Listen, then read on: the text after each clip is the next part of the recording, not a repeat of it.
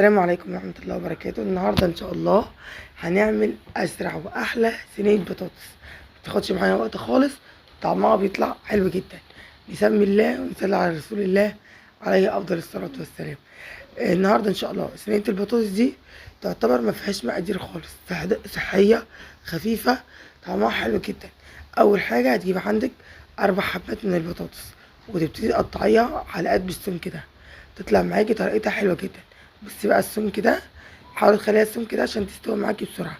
بعد كده اجيب عندي بصلايه، يعني هي بصي بصلايه تكون كبيره، فانا كان عندي البصل صغير فعملتها ايه، البصلتين الصغننين دول.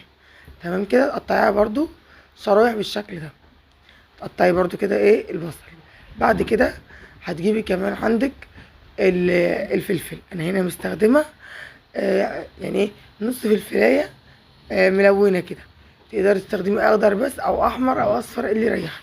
تمام كده قطعيها بالشكل ده كده، انا بقطعها شرايح عشان تديني نتيجه حلوه كده. قطعتها. بعد كده بجيب عندي الصينيه، بنزل طبعا بالبطاطس واروح نازله بالبصل، وانزل كمان بالفلفل الاخضر، وبعد كده احط الملح، واحط كمان رشه من الفلفل الاسود، ورشه كمان من السبع بهارات بحطها، واقلب الكلام ده كله مع بعضه. بعد كده انا بجيب عندي الميه بتاعتي بالشكل ده كده، بسم الله الرحمن الرحيم. تحطي الميه، خلي الميه تغطي البطاطس عشان تستوي معاكي وتطلع معاكي حلوه جدا اهو كده. بعد كده عملت ايه، حطيتها دخلتها معايا الفرن.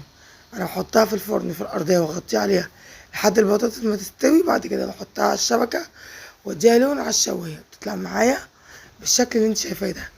سهله وسريعه ومبتاخدش منك وقت، وطعمها حلو جدا، خفيفه. لو حد عنده مشاكل في معدته مش هتتعبه خالص جدا.